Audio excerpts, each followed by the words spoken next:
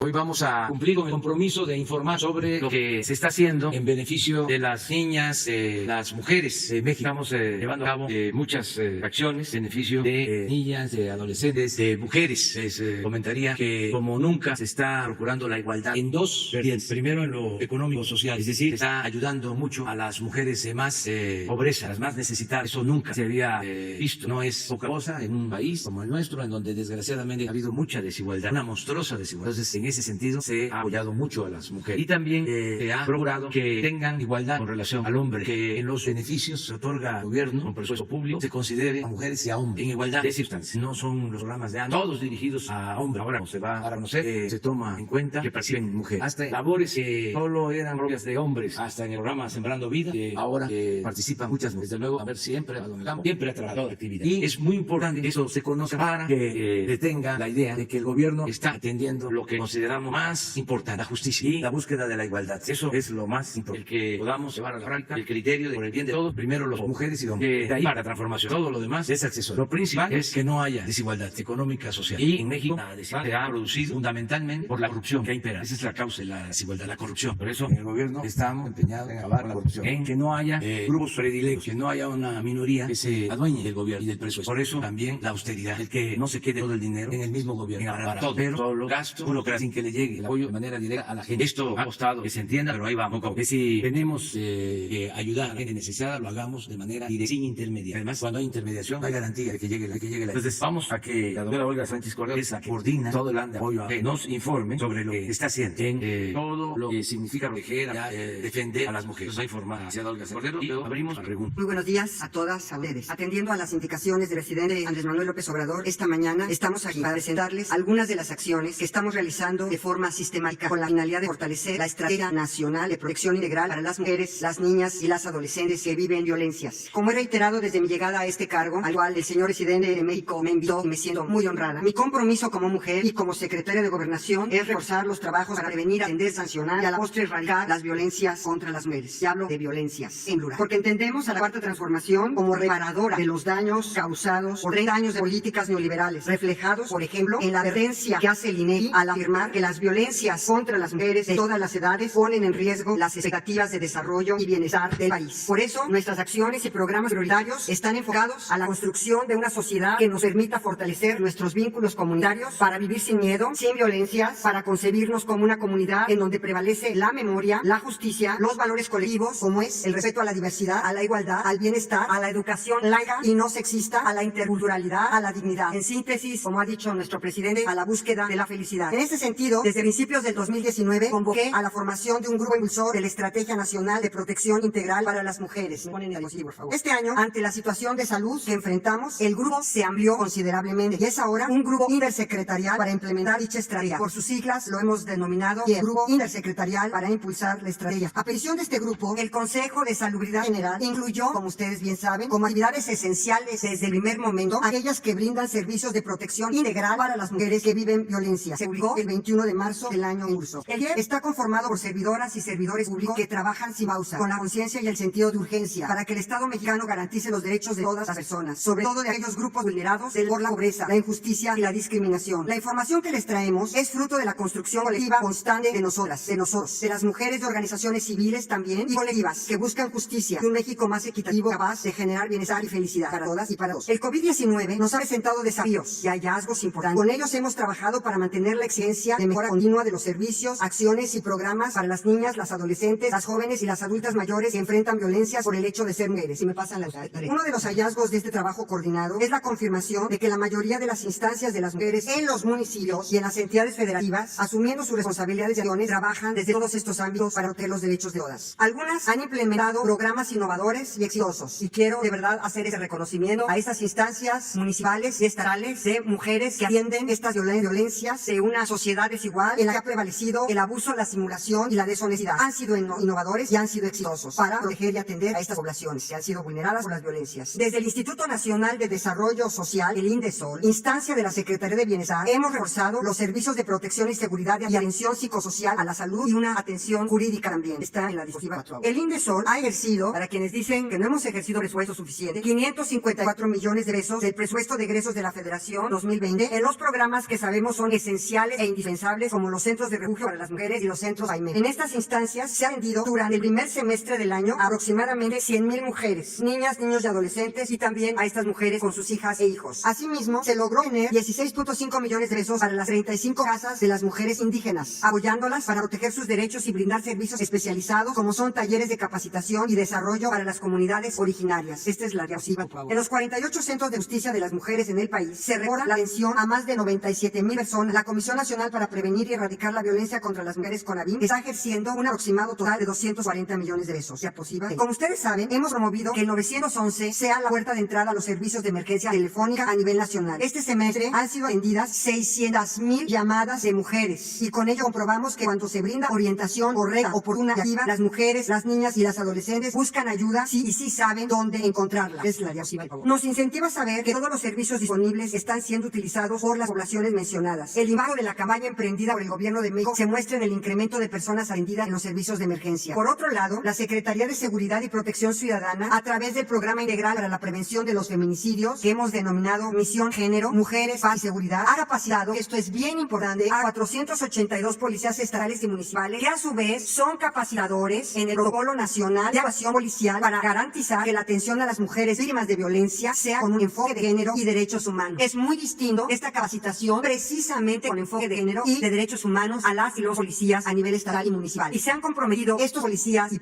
las y los policías casados a ser a su vez capacitadores de otros policías para atención a estas mujeres víctimas de violencia. Creemos que este es un instrumento que nos permite facilitar procesos de los 3 órdenes de gobierno, buscando dar certeza a las usuarias del servicios de manera efectiva y eficiente. El Instituto Nacional de las Mujeres, en corresponsabilidad operativa y financiera con la Secretaría de Seguridad Pública Ciudadana, diseñó e implementa el programa Mujeres Consultoras de Paz, por sus siglas MUPAZ, que tiene como objetivo conformar grupos de trabajo, planeación y participación de las mujeres para que éstas sean reconocidas como multiplicadoras del proceso de paz a nivel territorial. Esto es un programa verdaderamente importante porque estamos incorporando a las mujeres como mujeres constructoras de paz en todos estos procesos a nivel nacional y a nivel, por supuesto, territorial. El MUPAZ tiene 257 redes en 107 municipios con una inversión de 122 millones de pesos. Esto está en la diapositiva número 8. También se procedió el Protocolo Nacional de Protección y Atención Integral a niñas, niños y adolescentes en condición de orfandad por feminicidios. La primera vez en la historia de nuestro país que se está atendiendo a través de este protocolo, y quiero ser muy enfática, a las niñas, niños y adolescentes en condición de orfandad por los feminicidios, con la finalidad de garantizar el acceso a la justicia, restituir sus derechos y brindarles la protección social y asistencia que requieran. Esto hace unos días fue presentado por el Sistema Nacional para el Desarrollo Integral de la Familia DIF, y que publicó el protocolo de esta atención integral. Aquí está Rocío García, titular del DIF, con el objetivo de prevenir, atender y restituir los derechos de niñas, niños y adolescentes víctimas directas de delitos y en condiciones de vulnerabilidad. Se trabaja con los sistemas estatales, municipales y con las Procuradurías de Protección a los Derechos de este grupo poblacional. Esta es la diapositiva número 9. Desde la Secretaría de Educación Pública, bajo la acertada visión del señor presidente, se crearon las becas para el bienestar Benito Juárez, programa que empieza a saldar la deuda histórica con 2,730 niñas, niños y jóvenes víctimas de delitos de alto impacto y violaciones graves de derechos humanos. Diapositiva 10. Hemos escuchado a las familias de las mujeres víctimas, a los jóvenes en orfandad por los feminicidios, y sabemos que si bien algunas han logrado salir adelante, el Estado mexicano nunca más debe dejarlos solos ni solas. Queremos que los números de llamadas y de solicitudes de servicios especializados se incrementen. Eso es lo que queremos, porque solo así podremos saber qué es lo que la población está requiriendo. Esta es la diapositiva 11. Aprovecho este espacio para invitar a todas las mujeres a hacer valer sus derechos, a buscar ayuda cuando la necesiten, a que alcen su voz porque son sujetas de derechos, porque tienen derecho a vivir felices, tienen derecho a vivir libres de violencia, porque de esto se trata la cuarta transformación. Esta es la gran diferencia. Nosotras sí las vemos, sí las escuchamos, sí estamos juntas en la lucha por defender nuestros derechos, a seguir buscando seguridad, justicia y bienestar, porque la patria es solo a ella que realmente equilibra y garantiza los derechos de todas y todos. Para terminar, cito nuevamente a nuestro presidente y termino con esta última diapositiva para recordar el llamado que nos hizo a ingresar, a engrandecer nuestro corazón y nuestro espíritu, a construir comunidad en nuestra lucha por la vida, para hacer de México un país más humano, más fraterno, equitativo, amoroso, soberano, justo y digno. Muchas gracias. Ustedes tienen esta última diapositiva para que observen ustedes cuántas mujeres son las beneficiarias de estos programas sociales, y se van a dar cuenta, como lo acaba de decir nuestro señor presidente, que aquí están los números y los porcentajes de atención en todos los programas sociales para las mujeres, como nunca en la historia se había hecho. Muchas gracias, señor presidente. Muchas gracias a todas. Muy bien, pues tenemos el informe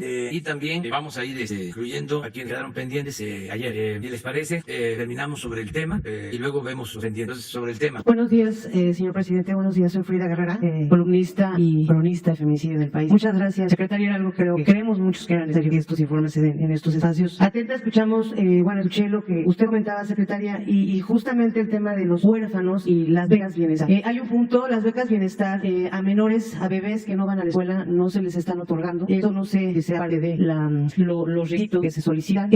Una y otra, se están lanzando todo este tema de los apoyos a pequeños huérfanos con todo este protocolo que se presentó el 20 de julio. Y muchos de los requisitos, entre ellos está el tema de la guarda y custodia. Muchas de estas madres, la mayoría de ellas ya mujeres adultas, abuelas, no tienen las guardas custodias. ¿Por qué? Porque hay otros abuelos que desgraciadamente la mayoría de ellos son los padres del presunto o del que ya está imputado, o hay muchos otros casos que estas mujeres ni siquiera, o estos hombres ni siquiera han sido señalados legalmente y que pueden y tienen todo el derecho legal de tener a los pequeños. En esos, nada más, para terminar, secretaria, hay un caso particular, muy particular, que es el de Emma Gabriela, usted lo conoce, 3 huérfanos que también están en la misma situación que el resto de estos miles de chiquitos, y que hasta la fecha pareciera que, aunque había una protección a nivel federal para Lilia Canto y sus nietos, ella sigue siendo amenazada, sigue en una custodia por parte del gobierno federal, solamente otorgada por el gobierno de Yucatán, y que la tiene vulnerada constantemente, y no nada más a ella, a los niños. Sabemos que el nivel de Medina Sonda es alto y el riesgo de muerte pues está latente para Lilia. Gracias, secretaria. Y bueno, la titular del DIF, Rocío, va a contestar las primeras preguntas porque ella trae más clara esta situación de los huérfanos. Yo sí te quiero contestar algo y quiero ser muy enfática, y qué bueno que me das esta oportunidad. El Código Civil de todavía varios estados de la República son verdaderamente discriminatorios, porque se ha referido siempre que cuando no hay quien ejerza la patria potestad o la custodia sobre los menores, por ejemplo en situación de orfandad, siempre sean los padres del varón, del padre, quienes en primerísimo lugar tienen el derecho a la patria potestad y a la custodia. Hay resabios todavía, y en la ley de acceso también tenemos detectado lo que acabas de señalar. Esto es verdaderamente inaceptable, porque es uno de los temas más grandes que tenemos de discriminación en contra de los padres de las madres, de las mujeres. Siempre ha sido primero los padres del hombre, primero los padres de familia, y después, o sea, los abuelos paternos, y después los abuelos maternos, como si fuese primero tener un privilegio adicional. Muchos de estos códigos ya han sido reformados, pero otros no. Entonces nosotros queremos hacer una revisión, y la estamos haciendo en la Secretaría de Gobernación, de aquellos resabios todavía de normativas, sobre todo en códigos civiles, en donde todavía tenemos estas discriminaciones verdaderamente inaceptables e inadmisibles. Pero tienes toda la razón, porque muchas veces el victimario, quien cometió el delito de feminicidio, sus padres son los primeros que tienen el derecho a ejercer la patria potestad y la custodia, y no los padres de la víctima de un feminicidio, que son los abuelos maternos. Tienes toda la razón, y en eso estamos precisamente para atenderlo. Y qué bueno que me das esta oportunidad para decirles a los congresos locales y a todas las entidades federativas y a los gobiernos que todavía hay resabios muy importantes que debemos eliminar porque son inadmisibles y son discriminatorios. Muchas gracias. Buenos días, muchas gracias por preguntarnos, es muy importante. Precisamente este protocolo es un instrumento que describe el proceso de atención y el trabajo de las instancias involucradas. Esa es la razón de este protocolo, para responder de manera integral, con un enfoque interinstitucional y multidisciplinario, a las necesidades de estas personas que nos necesitan. Este protocolo busca construir un piso común a través de la Procuraduría Federal de Protección de Niñas, Niños y Adolescentes, y establece un marco de referencia para las procuradurías estatales, precisamente, a fin de homologar los procesos de acción. Su objetivo es prevenir, atender y restituir los derechos de las niñas, niños y adolescentes, estandarizando y establecer un marco de referencia para las procuradurías. El actuar de las procuradurías y de los servidores públicos se estandarizan y se evita que se reciban casos pues como el que nos estás mencionando, y que con muchísimo gusto daremos el seguimiento y estamos para servirles. Los principios rectores que tiene este protocolo son aquellos que en materia de derechos humanos emanan de la propia Ley General de Niñas, Niños y Adolescentes, destacando como eje rector, por supuesto, el interés superior de la niñez. Y estaremos pendientes con mucho gusto. Sí, licenciada. Referente a eso, durante la pandemia, bueno, se ha dado siempre, pero durante la pandemia ha crecido el número de niñas y niños que son arrebatados por uno de los padres, en su mayoría por el padre. Cuando las familias, las madres llegan a poner la denuncia, en todo el país les dicen no se puede hacer nada porque los dos tienen la custodia. Aunque el bebé o la chiquita haya sido arrebatada con violencia, no hay búsqueda, y esta es una constante, y el cuestionamiento sería ese. En esos casos, por ejemplo, ¿dónde queda el interés superior de la niña cuando es el principal? Y pareciera que el principal es el del agresor que se lleva a los pequeños. Nosotros, con el caso de la Beba de Aragón, nos han estado llegando infinidad de mamás que tienen desaparecidos a sus bebés, que se llevaron a los 3 meses, a sus niñas que se llevaron a los 5 meses, y que han pasado a 1 año y medio, 2 años, y no saben absolutamente nada de ellos porque no hay búsqueda, porque la custodia estaba compartida. En esos casos se está trabajando también. Precisamente este protocolo, precisamente en este protocolo, la intención es que estas cosas ya no sucedan. La verdad, nos ponemos a sus órdenes y a trabajar en conjunto, precisamente porque ustedes pueden ser los oídos y los ojos de nosotros en el territorio, para que podamos ayudar y juntos podamos sacar adelante estas situaciones. Le quería comentar que, de acuerdo con información que tenemos en las procuradurías estatales, del 1 de abril al 12 de julio, se recibieron 9.571 casos de niñas, niños y adolescentes víctimas de violencia, y además están abiertas 2.568 carpetas de investigación en estas instancias. Y la Procuraduría Federal en Defensa de Niñas, Niños y Adolescentes está al tanto del seguimiento, pero este protocolo nos va a ayudar muchísimo precisamente para poder trabajar en conjunto en todo el país con todas las procuradurías estatales y los DIF estatales, municipales también. Muchas gracias. Solamente para mencionarte algo que es muy importante. Si no se castigan los funcionarios con perspectiva de género, nunca vamos a avanzar en las cuestiones que tú estás señalando. A pesar de todo lo que está haciendo el DIF, si estos policías, si estos fiscales, si estas procuradurías no tienen la perspectiva de género, simplemente no van ni siquiera a admitir la denuncia de la madre. ¿Por qué? Porque dicen dicen simplemente efectivamente tienen derechos los padres también sobre estos hijos, y muchas veces son bebés que requieren la atención materna. Entonces sí es importante que todas estas capacitaciones que estamos dando, por ejemplo, en estos policías que hemos estado casando, tengan la perspectiva de género, porque cambia radicalmente la visión de cómo atender un problema desde el punto de vista de la mujer y no necesariamente porque en realidad estos pequeños están, en mi opinión, mucho mejor con la madre si son pequeños que con el padre. En última instancia, en igualdad de derechos y en igualdad de circunstancias, normalmente tenemos esta situación. Por eso la perspectiva de género es fundamental en la capacitación de todas las instancias de gobierno local, municipal y desde luego federal. Claro, y estamos cercando y capacitando. Sobre el tema, también luego tú. Buen día, presidente. Dalila Escobar, corresponsal de Tiempo. Te voy a preguntar, bueno, primero, no se había abordado el tema del recorte de presupuesto de 75% en mujeres, que representas un poco más de 150 millones de pesos. Tú preguntarle a la titular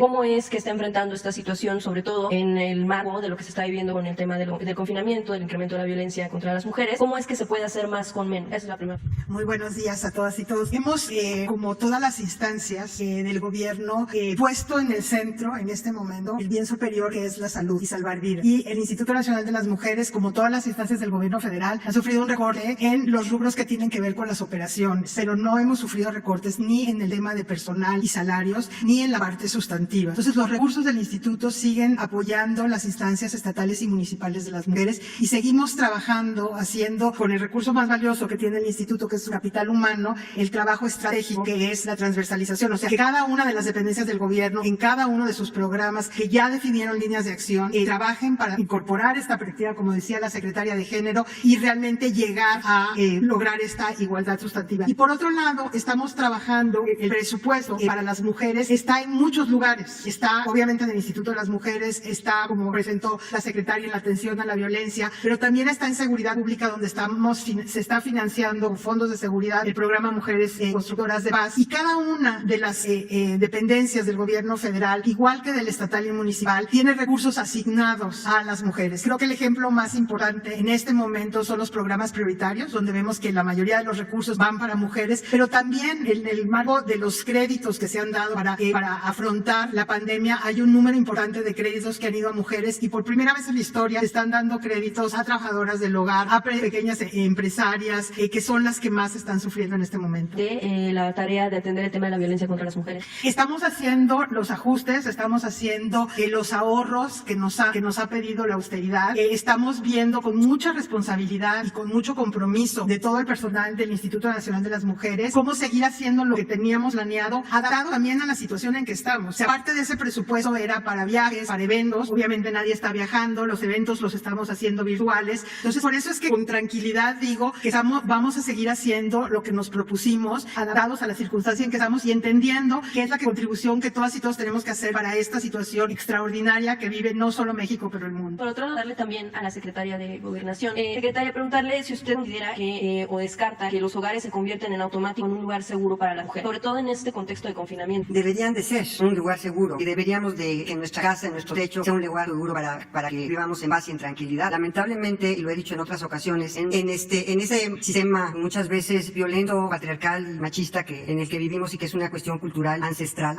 pues en muchas ocasiones sí hay un tema de violencia de la pareja, sobre todo en contra de las mujeres y también de los niños y niñas. Entonces sí, ahí hay un tema en donde nosotros debemos trabajar, pero desde el punto de vista de la educación, desde el punto de vista de cambiar estos patrones ancestrales que han pervivido en el mundo, no solamente en México, en el mundo. Tengo conocimiento que en los países más desarrollados existe también un tema de violencia en contra de la mujer muy fuerte. En países que pudiéramos pensar que no, que incluso en países, digamos, del norte de Europa, países escandinavos, en muchas ocasiones también tienen temas de violencia intrafamiliar significativos. O sea, no es un asunto únicamente de nuestro país, es un asunto que traemos desde hace mucho tiempo y que sí, todavía, lamentablemente, tenemos que reeducar en muchas ocasiones para que esto no suceda o no suceda con la frecuencia en muchas ocasiones que sucede. Y preguntarle también sobre el tema de la penalización del aborto. Sabemos que actualmente está la ley en la Suprema Corte, está el tema de Veracruz, pero a nivel nacional, para no pensar más allá como un asunto de amnistía a las mujeres, que más bien se legisle en el tema de pues no criminalizarlas. ¿Cuál es la opinión que tiene el rector sobre Bueno, esa mi opinión la conocen y la han conocido desde hace muchos años. Mi opinión es que la mujer no debe enfrentar un proceso penal por haber tomado una decisión de esa naturaleza. O sea, simplemente es recriminalizarla nuevamente. Entonces, para mí, el hecho de que una mujer enfrente un proceso penal por una situación de esta naturaleza es, en mi opinión, algo inadmisible. Entonces, yo estaría totalmente de acuerdo con la ponencia del señor ministro Juan Luis González Alcántara Carragá, que establece para el estado de Veracruz esta situación. Muchas gracias. Nada más preguntar cuándo va a venir la jefa del SAT. Había mencionado que va a venir para el tema de las facturas enfocado al asunto de los gobernadores. ¿Cómo? No te entendí. ¿Cuándo va a venir la jefa del SAT? Porque había mencionado que nos iba a dar un informe en el tema de las facturas jefatura y sobre todo enfocado en el asunto de los Sí, gobernadores. le invitamos para la semana que viene. Pues es que está muy cargada la gente,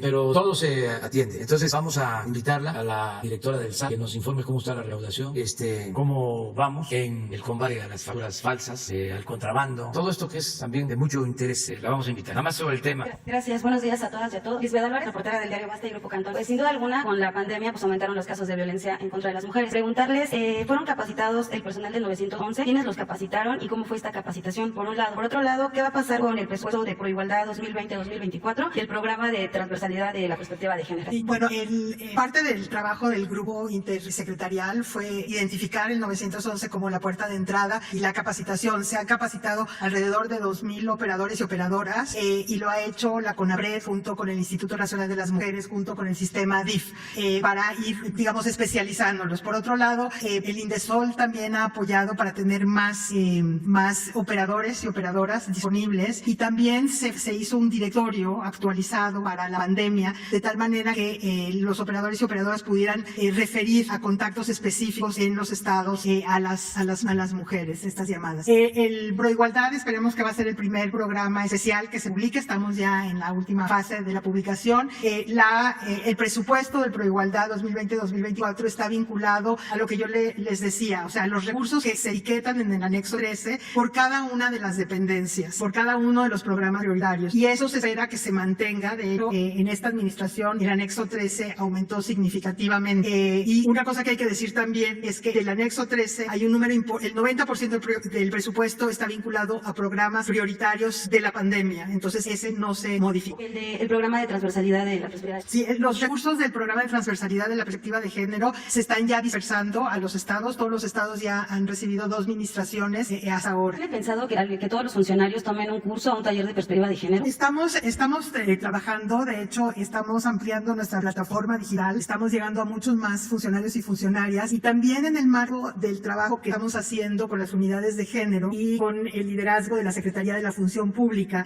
se revisó el protocolo de acoso sexual y hostigamiento sexual, y se adaptó al nuevo protocolo, el nuevo curso, y tenemos a funcionarios y funcionarias tomando ese curso que también incluye una perspectiva de género. Sí, es un tema central y es un tema que estamos trabajando con la administración pública. Una más, si les parece. A ver, allá. Buenos días, Charo Arteta.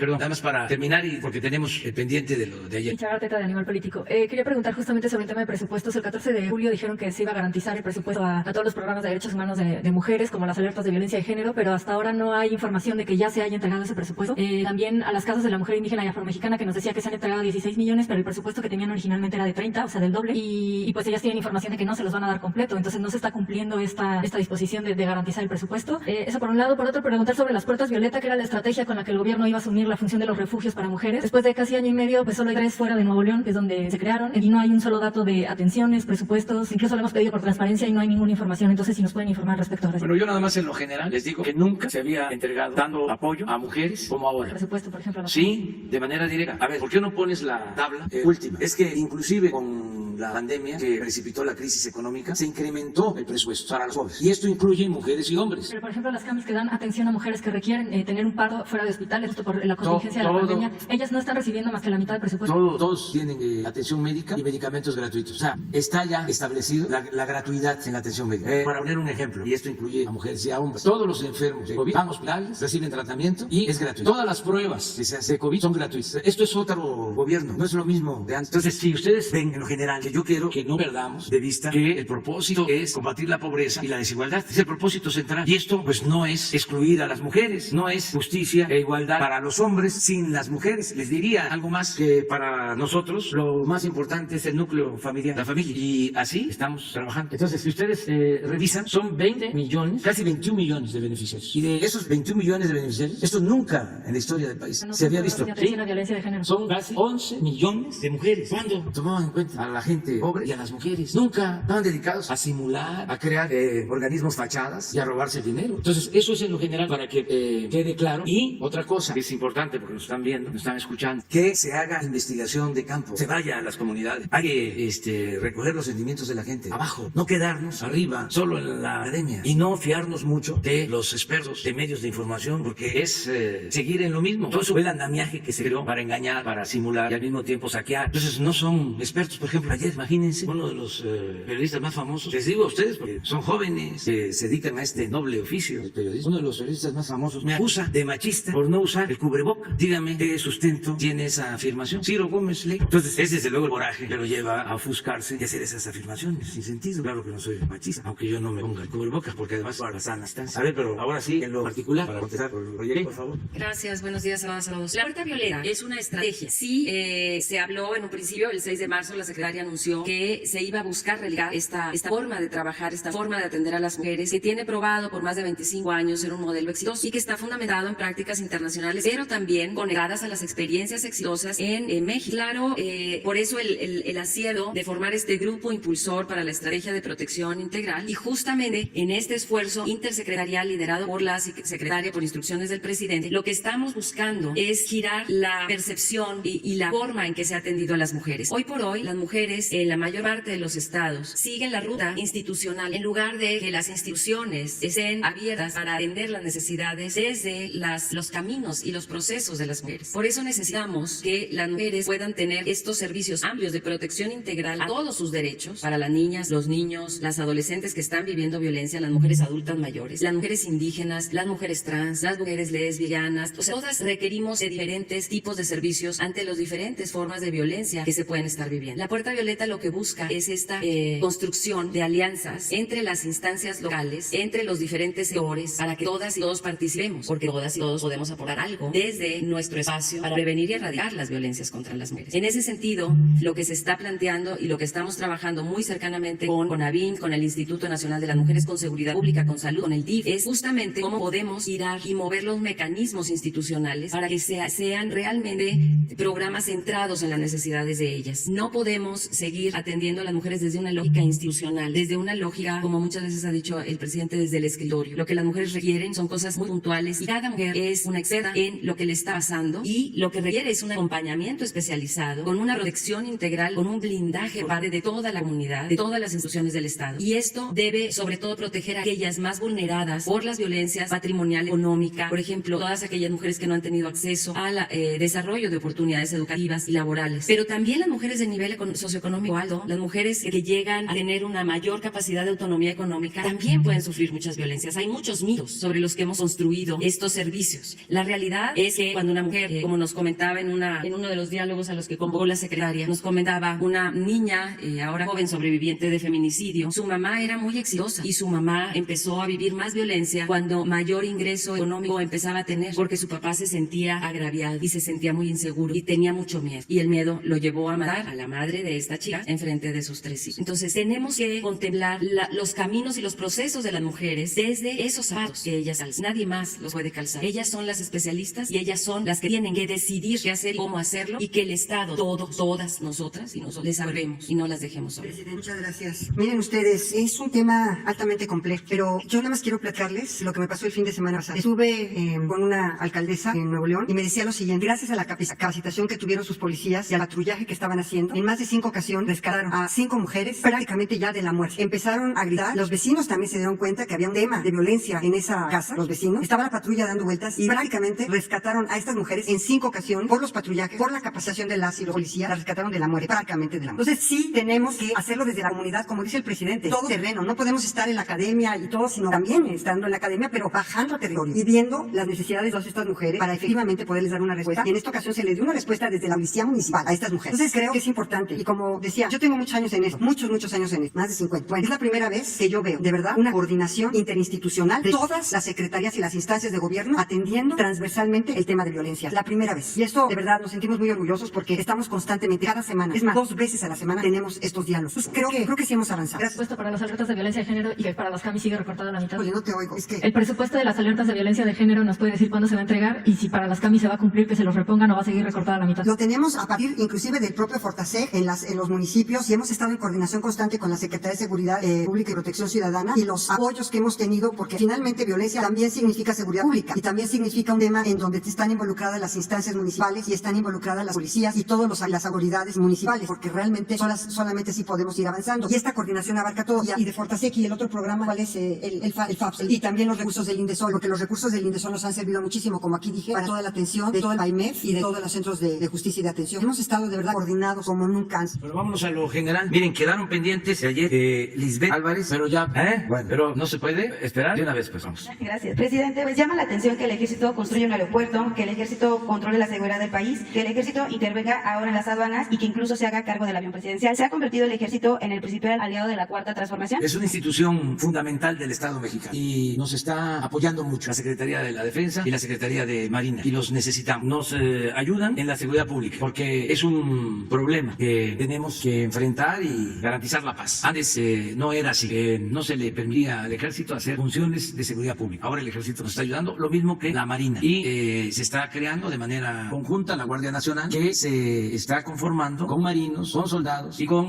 los policías federales de la antigua Policía Federal. Entonces ya hay más de 90,000 elementos de la Guardia Nacional, y es con la disciplina, con el profesionalismo del ejército necesitado. Nos están ayudando también, en efecto, en la construcción de obras públicas, porque fue un desastre todo lo relacionado con la construcción de las obras públicas durante el periodo neoliberal. Dedicaron a robar empresas contratistas que cobraban del doble, triple o más por las obras, que no las terminaban. Hacían su agosto, tanto empresas contratistas de México como del extranjero. Nada más les recuerdo que durante el gobierno del presidente Calderón tenía como empresa contratista favorita a Repsol, una empresa española, que si se le hace una auditoría técnica administrativa, se encontraría de que saquearon la hacienda pública. Hubo un contrato que les dieron para extraer gas en la cuenca de Burgos. Supuestamente se iba a incrementar la producción de gas. Se les pagó y se les pagó y se les pagó, y no se incrementó la producción de gas. Y se canceló de repente el proyecto. Luego se les dio otro contrato para traer gas del Perú a Manzanillo. Un contrato como de 20,000 millones de dólares. Y lo mismo, como bajó el precio del gas, ya no les convenía, se canceló el contrato preferencial Repsol con Calderón. Bueno, se les vendieron acciones hasta de Pemex a Repsol. En el sexenio pasado, OHL, otra empresa española, la favorita en construcción. Hacían la faramaya de que licitaban las obras y ya se sabía por anticipado quién iba a ganar. Entonces, un desastre. Lo del aeropuerto de Texcoco, lo del tren Toluca, Ciudad de México. Imagínense si no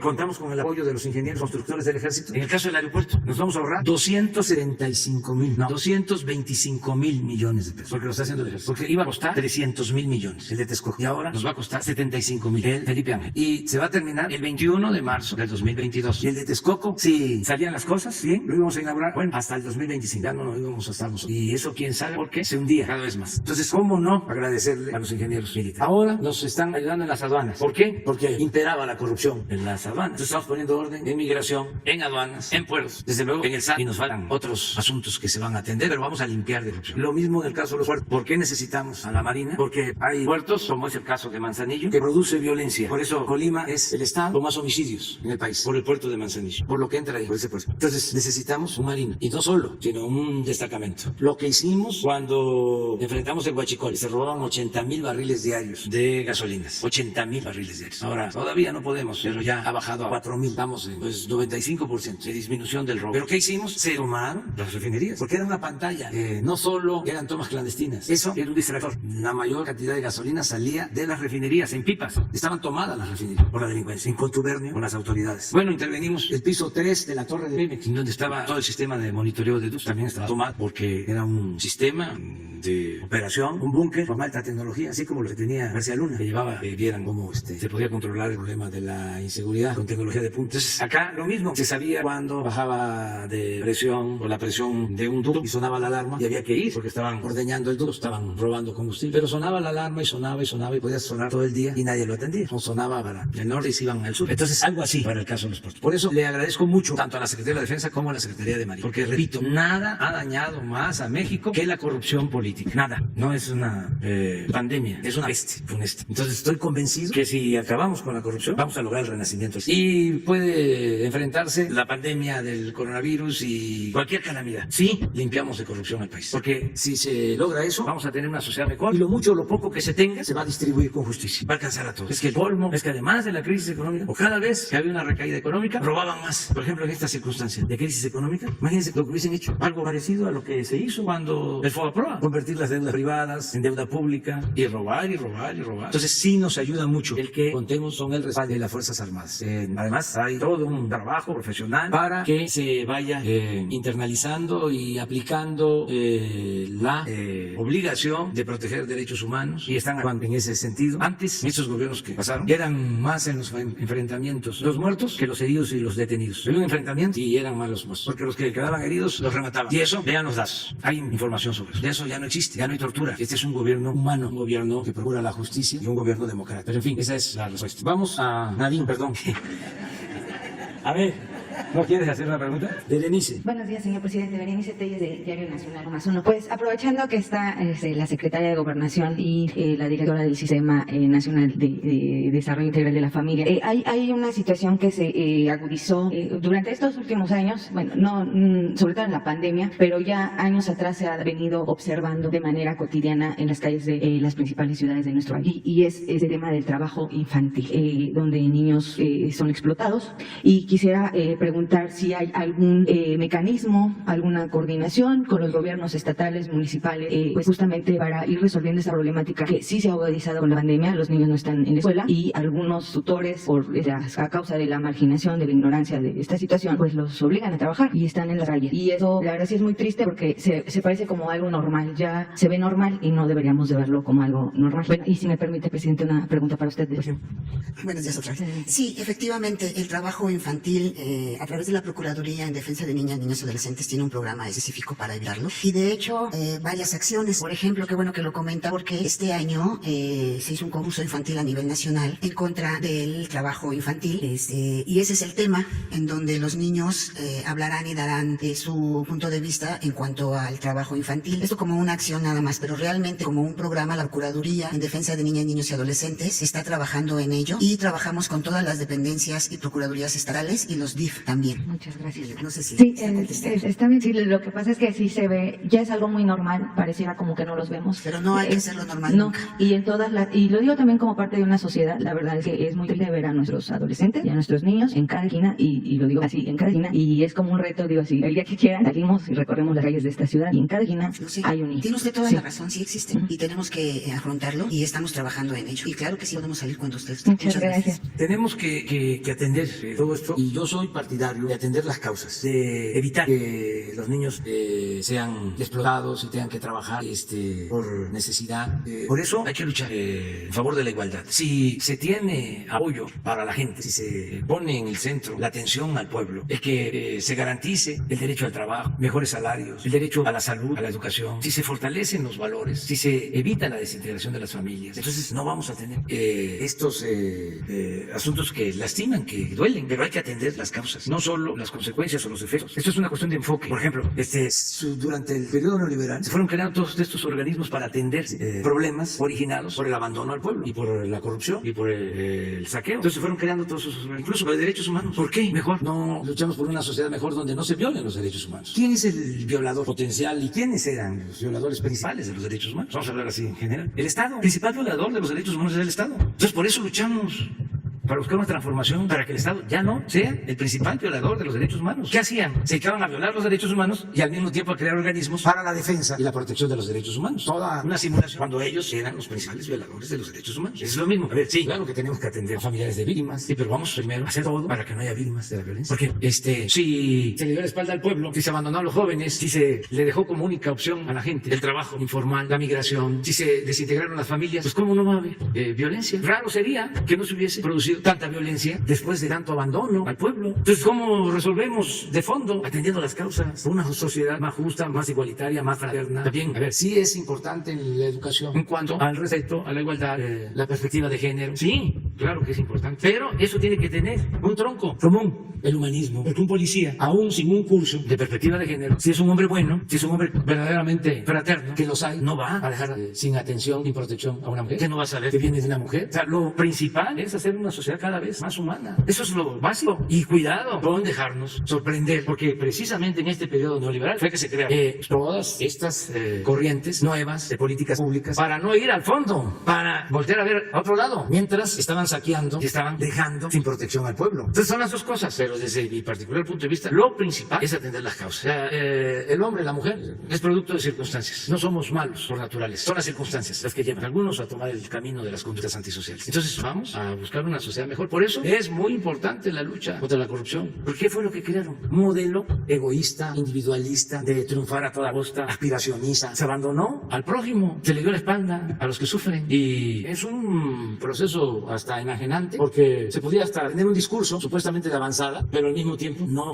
protestar, no decir nada, guardar silencio. Por eso, qué bien que estamos tratando todos estos temas. Yo estoy muy contento con el trabajo que se está haciendo. Miren, la secretaria de Gobernación, mujer. Antes, ¿qué era la Secretaría de Gobernación? Pues era un aparato de control, manipulación y mano dura. De ahí les hablaban a los gobernadores para decirles, presenta tu renuncia. Los quitaban a los gobernadores desde Gobernación. Y sí, habían ahí órganos, y era una institución autoritaria. Ahora, una mujer, sí han habido cambios. Y vamos nosotros también a seguir manteniendo la igualdad en cuanto a el número de servidores públicos. Que ahora traemos un faltante, o sea, un déficit, o hay un desequilibrio, como se le quiera ver, que salió una mujer, la secretaria de Medio Ambiente, y entró Víctor Manuel Toledo. Hombre, entonces ahí quedó. Pero ya vamos a ponernos al corriente. Ahora hubo el cambio en la Secretaría de Comunicaciones. Estuvimos pensando también en una mujer, pero buscamos también ser consecuentes. En esa secretaría llevaban, creo que más de 20 años sin un ingeniero en comunicaciones, y necesitábamos un ingeniero, y además lo teníamos, el ingeniero Arganis, muy profesional, pero también no dejamos de pensar la posibilidad de una mujer, y vamos a seguir con esa. Muy bien, vamos con Miguel Ángel. Presidente, muy buenos días. Miguel Arzate, del STR, Canal 14. Preguntarle, señor presidente, recientemente el canciller Marcelo Ebrard habló de que encontraron que la solicitud de extradición del exgobernador de Chihuahua, César Duarte, tenía muchas deficiencias. Preguntarle si considera que la administración pasada elaboró una solicitud de extradición con estas deficiencias, con la intención, con el dolo de evitar que se lograra esta extradición, o incluso con la intención de protegerlo. Nos mencionaba también ayer que estaba viendo el canciller con el gobierno de Estados Unidos la posibilidad de que cuando un delincuente se encuentre allá o tenga bienes, recursos en los Estados Unidos, el gobierno mexicano pueda acceder a esos bienes, que se recuperen, a los recursos que se hayan obtenido pues con dinero ilícito. ¿Cómo va a funcionar? ¿Cómo se va a solicitar? Se sabe que el exgobernador de Chihuahua tiene negocios en Estados Unidos, tiene propiedades. ¿Cómo va a funcionar? Si va a haber cierto porcentaje, o cómo se está solicitando. Esa es la primera pregunta, y si me permite un segundo tema. Sí, se está buscando tener una relación distinta, que no sea dispareja, porque lo comentábamos ayer, hay extradiciones, juzgan allá a delincuentes, sobre todo a corruptos, y les quitan los bienes, les confiscan los bienes, y es dinero del patrimonio nacional, es dinero de México. Entonces, en eso se está buscando un acuerdo con el gobierno de Estados Unidos. También acerca de cómo se presentan las solicitudes de extradición. En el caso del exgobernador de Chihuahua, sí se rehizo el expediente, o se buscó corregir, porque no procedía como estaba originalmente. Entonces sí hubo una corrección.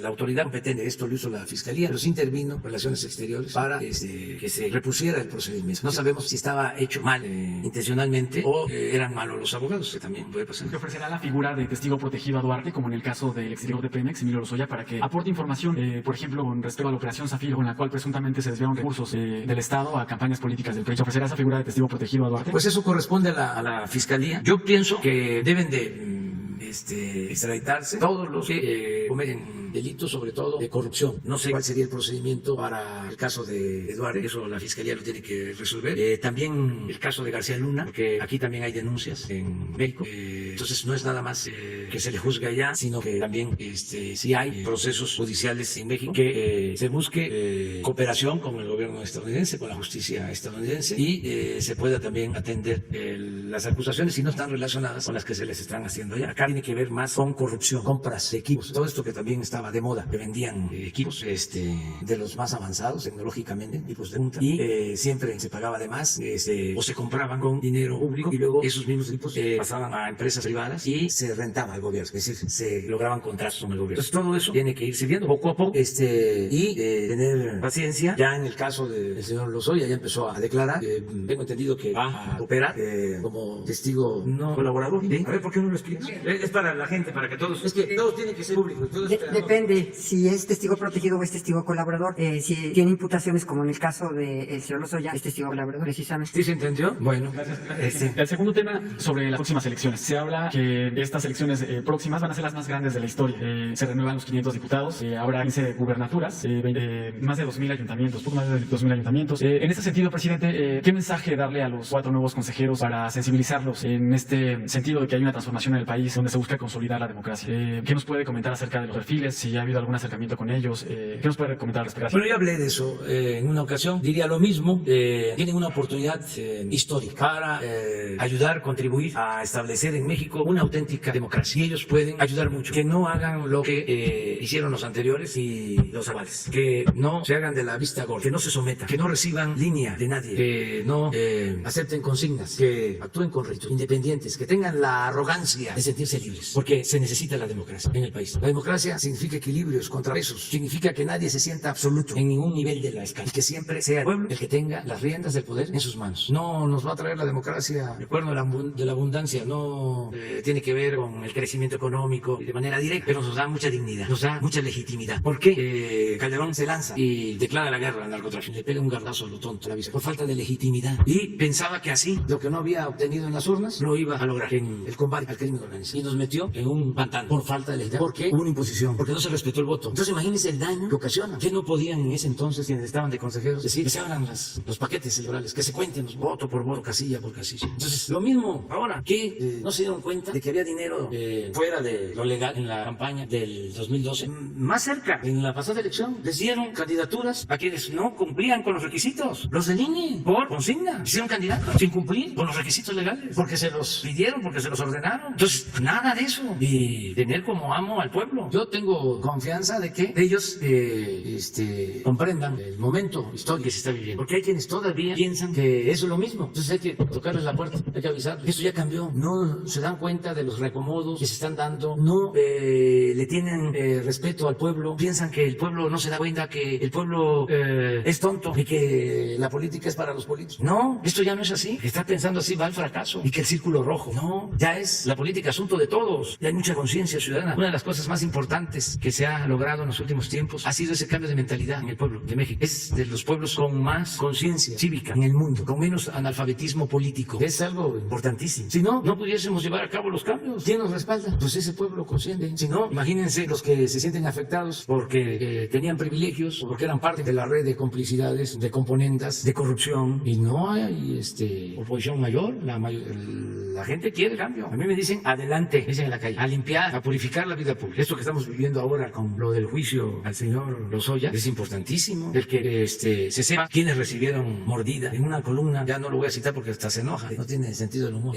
Loret de Mola decía que, ya se me fue, pero es una cosa así pequeñita, porque me llamó mucho la atención que cuando entregaban los moches, el dinero, primero era pues discreto, ¿no? Y ya después, en la misma cámara, andaban con las bolsas que les daban y que agarraban con las bolsas estas de marca de, no lo puedo decir para no hacerles publicidad, pero les entregaban eso y metían sus bolsas a las cajuelas. Entonces ya sin recargo de ningún tipo. Entonces, por eso es muy importante el juicio. Es decir, eso no, lo usaron, le pasaron, y es lo que hablamos sobre la enajenación. Llegan a pensar que no va a suceder nada, de que todo se arregla, y como es una red de intereses, de componendas, pues se piensa que hay protección. Pues eso ya cambió, ya no hay impunidad. El que comete un delito tiene que ser castigado, el que roba tiene que ser castigado. Por eso fue el cambio, por eso luchamos muchos años y estamos viviendo tiempos interesantes. Entonces vamos con Carlos Pozos. Muy buenos días, ciudadano presidente de México, Carlos Pozos, reportero de la Molécula Oficial. Pues mi pregunta tiene que ver, ciudadano presidente, con la lucha y combate a la corrupción. Es tan grande y arraigada en nuestro país, aunque sin duda necesita de ejemplos escarmientos. Y todo parece que el señor Emilio pues no va a tocar la cárcel, va a tener una pulsera que lo identificará. Preguntarle al presidente, para Emilio Lozoya y su siglo de mafia, ¿la ley a secas o la justicia y la gracia para este personaje, presidente? Y en este mismo sentido, los 111 contratos amarrados en las rondas petroleras están en riesgo, y también con las declaraciones de Emilio Lozoya se podría dar pie a una contrarreforma energética. Bueno, es mi primera pregunta. Lo que yo sé es de que está sujeto a proceso. Creo que como testigo colaborador va a tener ciertas consideraciones, porque lo que se busca en este caso, y lo establece la ley, es conocer más sobre el modus operandi, es decir, que se conozca más sobre los ilícitos, sobre los implicados, se profundice en la investigación. Sí. Entonces, por eso considero que es esta decisión que toma la Fiscalía. Está sujeto a proceso y va a seguir declarando. Tiene que informar. Ayer habló de que va a dar a conocer nombres y todo el procedimiento. Utilizó un término, creo que su abogado utilizó una frase, o el poder, a ver si la encuentras, porque es muy interesante. interesante. Es hablando de la maquinaria de poder o a ver si la encontramos porque me llamó la atención, está bien formulada. Es como una especie de asociación delictuosa. O sea, pues esto lo que hablo de la red de complicidades oponendas, ¿no? ¿Cómo? Eso, aparato organizado de poder. Esa es la que me llamó la atención. Entonces hay que esperar que termine todo el procedimiento. No afecta a los contratos. Nosotros hemos hecho el compromiso de no modificar los contratos, las rondas, los más de 100 contratos que se entregaron ante la reforma energética y vamos a mantener el compromiso de no hacer ninguna modificación al marco legal del sector energético hasta que podamos demostrar que es posible fortalecer a Pemex y a la Comisión Federal de Electricidad, es decir, hacer valer el interés nacional sin modificación a la ley. Si se requiere una modificación a la ley para devolverle a Pemex y a la Comisión Federal de Electricidad su función de empresas estratégicas para el desarrollo de México y el predominio de la nación sobre los recursos naturales, entonces veríamos si se presenta una iniciativa de reforma constitucional, pero hasta ahora no lo estamos contemplando. ¿Sería contrarreforma? Sería pues regresar a lo que había, con ajustes desde luego, con la nueva circunstancia, al dominio de la nación sobre los recursos naturales y a considerar como empresas estratégicas a Pemex y a la Comisión Federal de Electricidad, porque el propósito de la anterior reforma era destruir a Pemex y a la Comisión Federal de Electricidad. Entonces nosotros pensamos que con el actual marco jurídico, y además ya inició el proceso de rescate de Pemex de la Comisión Federal de Electricidad, y hasta ahora no hemos tenido mayores problemas para rescatar a Pemex y rescatar a la Federal de Electricidad, y hay una revisión de contratos que no tienen que ver con esos, sino en donde se considera que hubieron abusos, compra de energía a empresas particulares a precios elevadísimos, la entrega de subsidios a estas empresas, lo que no sucede en ninguna parte del mundo. Entonces vamos a revisar esto, pero es probable que no se modifique la institución. Ahora sí, necesitamos hacerlo para consolidar, repito, a Pemex, a la Comisión Federal de Electricidad. No descartamos la posibilidad de que enviemos una iniciativa de reforma a la Constitución. No lo haríamos ahora, lo haríamos hasta el tercer año, que es mi compromiso. Yo dije, vamos a trabajar con el marco jurídico actual, 3 años. Si hace falta hacer reforma constitucional, la emprendemos en la segunda mitad del gobierno. Esto tomando en consideración de que vienen elecciones el año próximo y luego la revocación del mandato en el 22. Pero si ganamos la revocación del mandato, es decir, la gente dice yo me quede, no renuncie, pues entonces sí veríamos si se necesita lo de la reforma constitucional, sobre todo para dejar amarrados los cambios, para que no se dé marcha atrás, que podamos dejar todo consolidado y que les cueste trabajo, como decía presidente Juárez, si avancemos para que cuando venga la mala suerte, el infortunio de perder, que lo avanzado sea tan que les cueste trabajo retrogradarse, que no sea fácil. Por ejemplo, que todo lo que podamos quede en la Constitución, que sea reforma constitucional. ¿Para qué? Para que se requieran 2/3 partes de la votación del Congreso para hacer un cambio. Nosotros muy contentos que se logró la reforma al artículo 4 de la Constitución, y para quitar las pensiones a los adultos mayores, pues sería imposible porque se necesitan 2/3 partes. Eso ya el conservadurismo no lo va a volver a ver, ¿no? Claro, no se puede decir que no regrese el conservadurismo. Después de lo que hicieron cuando fueron a buscar a Maximiliano y se pensaba, triunfa la República, triunfan los liberales y se pensaba que ya no iba a haber conservadurismo. Pues regresar con Porfirio Díaz, es lo que comentábamos, las ideas no mueren, ni las ideas liberales ni las ideas conservadoras, ahí está. Entonces sí tenemos que buscar que quede todo lo que estamos haciendo, que quede asegurado, que no sea fácil echarlo atrás.